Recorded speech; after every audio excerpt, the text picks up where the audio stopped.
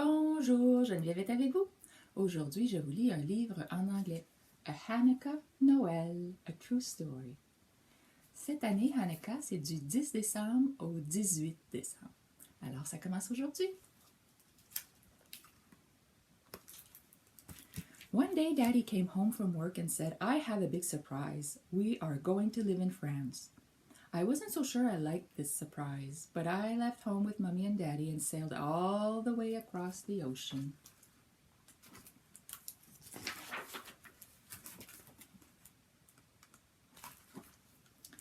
In our new life, many things were different. For one thing, everyone spoke French except me, so I was placed in the lowest grade at school until I learned. I did not like this and said so. And another thing, once we left the city of Paris to live in our little village, all our milk and cheese came straight from the farm instead of the grocery store. It smelled funny. I didn't like this either. But every time I complained, Mummy said, we are in France now, Charlotte. We will live like the French and be grateful for our new opportunities. The only thing I was grateful for was our snack at school, a large chunk of chocolate in a piece of chewy French bread called baguette.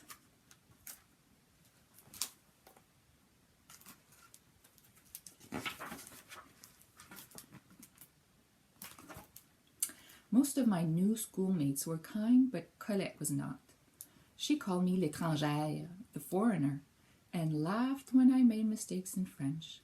Don't worry, said Mummy. You can study hard when the others have their holiday. I frowned. I did not want to study hard when the others had their holiday. I wanted to have the holiday too, I complained again. But Mummy, we are in France now. You said we should live like the French and be grateful for our new opportunity. Mummy only laughed. It's not a French holiday, honey. It is a Christian holiday. We are Jewish. We will celebrate Hanukkah. Yes, but Mummy raised her eyebrows, and I knew I had said enough.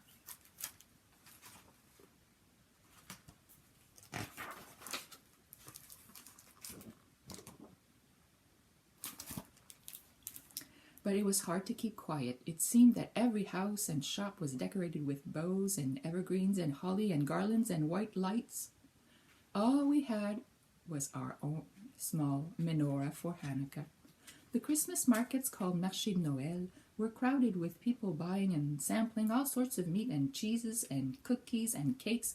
Toys and decorations hung in the open-air stalls, and merchants offered samples of wonderful sweets and pastries. The delicious smells of cinnamon and chocolate filled the air, but envy filled my heart.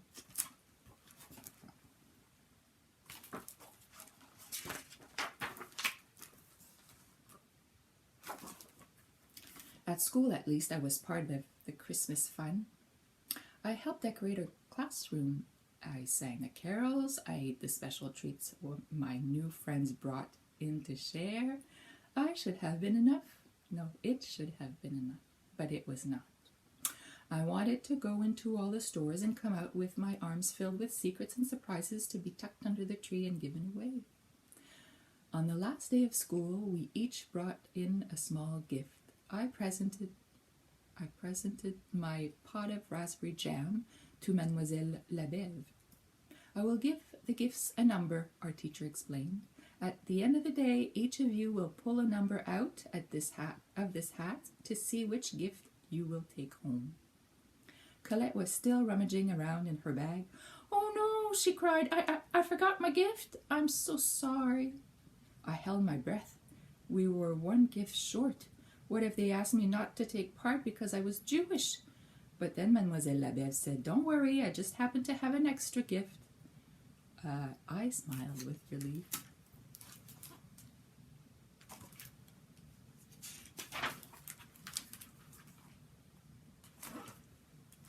I walked home with Jeannette and Marie, fingering the tiny toy rolling pin that was my gift. How silly of Colette, I said. How could she forget to bring a present? Marie shook her head. She didn't forget it, Charlotte. She didn't have one to bring. She's very poor, explained Jeannette. She will not have much of a Christmas, that one. I felt very sulky. Me either, I thought.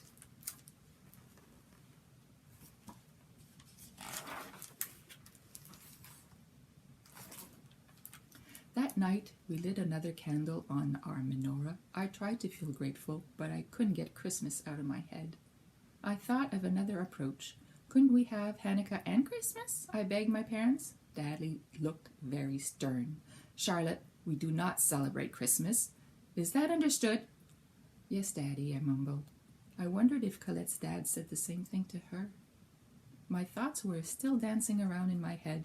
At school, we had heard about the Magi, those travelers from afar bearing gifts.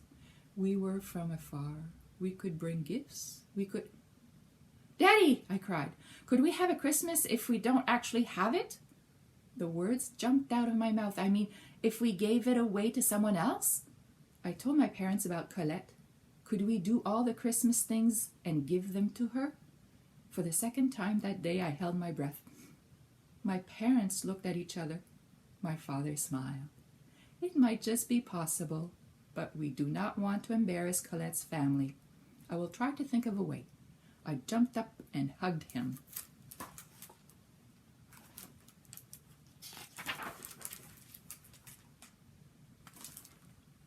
In the morning, Daddy and I went to speak to Mr. Levert.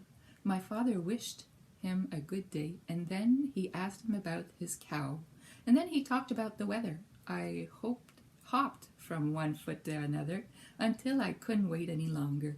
Please, Monsieur Levert, I blurted out, I have a favor to ask. We are Jewish and we do not celebrate Christmas, but I would give anything to have a tree and the decorations and all the very special food. I took a deep breath. And so, Monsieur, I was hoping that you would let my family do all the shopping and the cooking and then bring it to you. Please, Monsieur Levert. Monsieur Levert looked at my father, and then it came to me in a flash. It would really be a gift from you to me, I said. Colette's father smiled. Then my daddy smiled too, and they shook hands.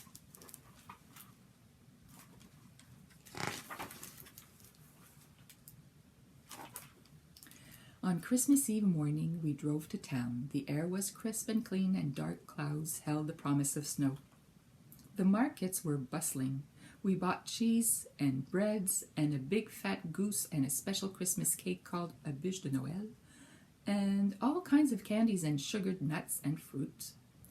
We selected a tree and decorations and a string of colored lights, and we chose a gift for everyone in the Levert family.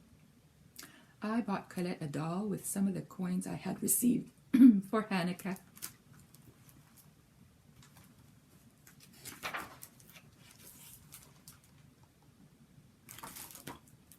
We hurried home to prepare. My mother had never cooked a goose before, and she had to make many phone calls for advice. My father chopped vegetables and peeled potatoes.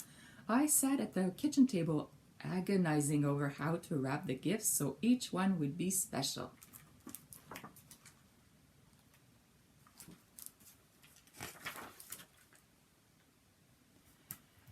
Excuse me.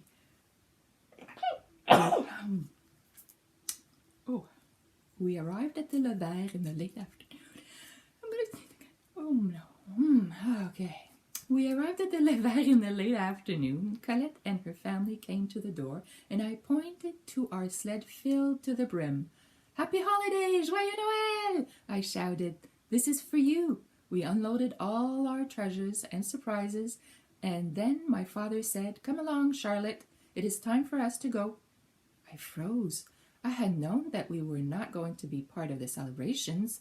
I stumbled down the steps quickly so Colette couldn't see the tears in my eyes.